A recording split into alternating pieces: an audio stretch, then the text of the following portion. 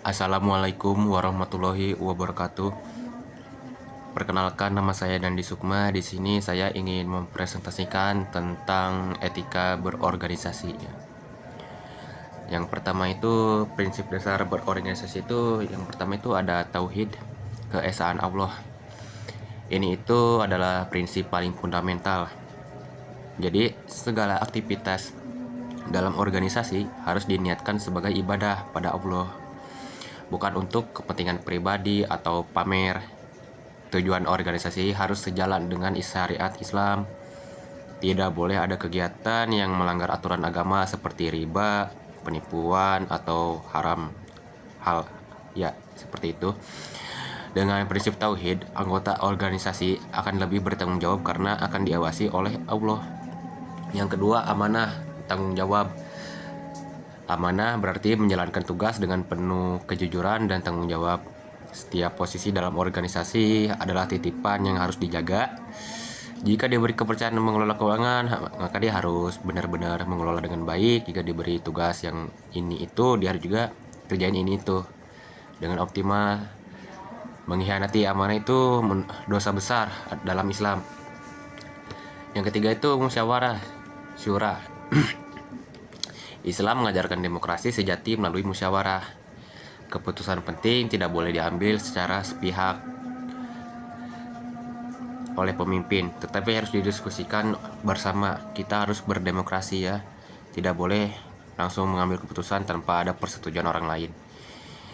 Setiap anggota berhak menyampaikan pendapat dan pendapat tersebut harus dihargai. Ini menciptakan rasa memiliki dan tanggung jawab bersama terhadap keputusan organisasi. Terus yang keempat, adil. Keadilan adalah fondasi keberlanjutan organisasi. Pemimpin harus adil dalam membagi tugas, memberi reward, hadiah atau pujian segala macam, dan menyelesaikan konflik. Tidak boleh ada diskriminasi berdasarkan suku, ras, status sosial atau kedekatan personal. Tidak boleh ada diskriminasi yang membeda-bedakan suatu kaum ya, seperti kayak dia kulitnya hitam atau apa, jelek atau ganteng. Tidak boleh dibeda-bedakan ya, kita tetap sama di mata Allah. Siap. Keadilan menciptakan lingkungan kerja yang sehat dan produktif. Terus selanjutnya ada adab anggota organisasi ya kepada pemimpin. Jadi anggota kepada pemimpin itu harus taat. Anggota harus patuh pada pemimpin dan melaksanakan instruksinya yang diberikan. Namun ketaatan ini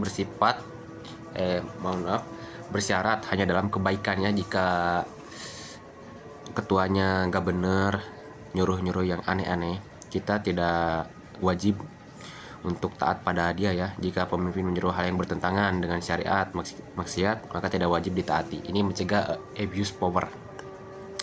Terus menasehati, anggota berhak dan bahkan wajib menasihati pemimpin jika melihat kesalahan. Jadi bukan cuma pemimpin aja ya kak ya, kalau melihat anggota yang salah, anggota juga bisa memberi nasihat kepada pemimpin jika pemimpinnya melakukan kesalahan atau membuat keputusan yang kurang baik ya.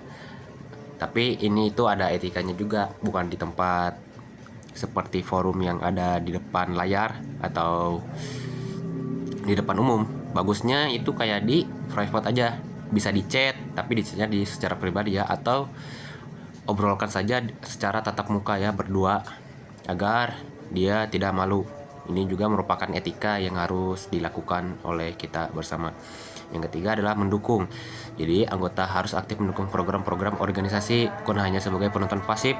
Dukungan bisa berupa tenaga, pikiran, atau doa. Tadi kan kepada pemimpin ya. Sekarang itu sikap terhadap sesama anggota. Ukhuwah, persaudaraan. Jadi sesama anggota adalah saudara seiman yang harus dijaga hubungannya. Tidak boleh ada permusuhan, dengki, atau iri hati.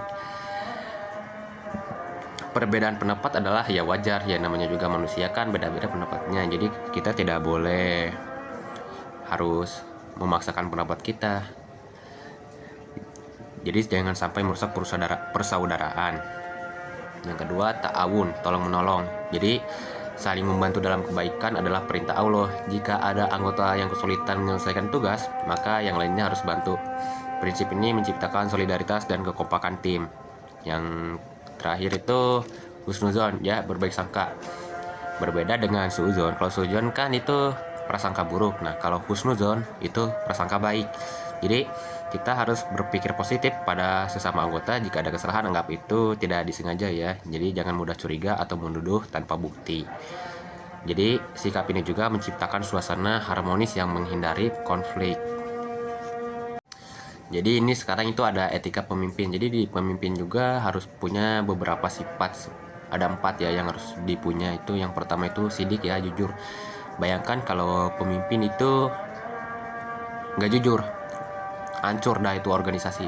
Makanya pemimpin harus ada sifat jujurnya dalam segala hal, seperti laporan, jujur dalam janji, komunikasi. Jadi harusnya transparansi adalah kunci kepercayaan. Jika pemimpin bohong atau nyembunyiin informasi, ya kepercayaan anggota akan hilang. Jadi anggota juga gak bakal percaya sama pemimpin, dan ya kalau anggota udah gak percaya pemimpin, ya udah selesai itu organisasi. Terus yang kedua itu pemimpinnya itu harus bisa dipercaya, dapat dipercaya, amanah ya. Ia harus menjaga kepercayaan ini dengan tidak menyalahgunakan wewenang, jadi gak korup, gak nepotisme. Ini nepotisme itu adalah ini apa ya? Memasukkan orang lain yang tidak kompeten atau teman atau keluarganya kepada organisasi. Jadi setiap keputusan harus dipertanggungjawabkan kepada anggota dan kepada Allah. Pemimpin yang amanah akan dihormati dan didukung oleh anggotanya. Terus ada patronah cerdas, ya pemimpin harus cerdas. Kalau dia kurang pintar itu dia gak bakal bisa ngambil keputusan yang baik dan bisa berbahaya kepada anggotanya. Terus tabligh, pemimpin juga harus komunikatif ya, harus bisa menyampaikan visi misi program kerjanya bagaimana, perkembangan organisasi dengan jelas kepada seluruh anggota komunikasi yang baik, mencegah miskom dari rumor. Oke, jadi cuman segitu yang bisa saya sampaikan. Mohon maaf jika banyak kekurangan. Kita bisa sama-sama belajar. Ya, mohon maaf. Wassalamualaikum warahmatullahi wabarakatuh.